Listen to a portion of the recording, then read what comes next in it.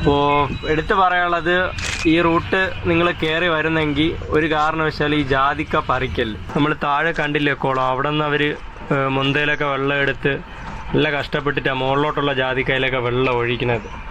ഇവിടെ നമുക്ക് കൂനിച്ചി മലയൊക്കെ കാണാൻ പറ്റും കേട്ടോ, ആ കാണുന്നു. പിന്നെ നല്ല അടിപൊളി ക്ലൗഡും കാര്യങ്ങളൊക്കെ ഇവിടെ നിന്ന് കാണാം.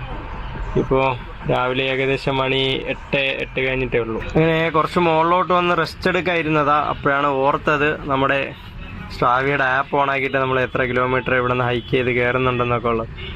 പിന്നെ നേരെ സ്ട്രാവി ആപ്പ് എടുത്ത് അതിൽ ഹൈക്കിംഗ് മോഡ് കൊടുത്ത്, കാരണം ഞാൻ സൈക്കിൾ ചെയ്യുന്ന സമയത്ത് സൈക്ലിംഗ് ആയിരുന്നു കിടന്നത്, അത് മാറ്റി ഹൈക്കിംഗ് കൊടുത്ത് അത് പ്ലേ ചെയ്ത് അവിടെ നിന്ന് കുറച്ച് നേരം ഇരുന്ന് റെസ്റ്റ് എടുത്തിട്ട് നമ്മൾ വീണ്ടും നമ്മുടെ ഹൈക്കിങ് സ്റ്റാർട്ട് ചെയ്യാം.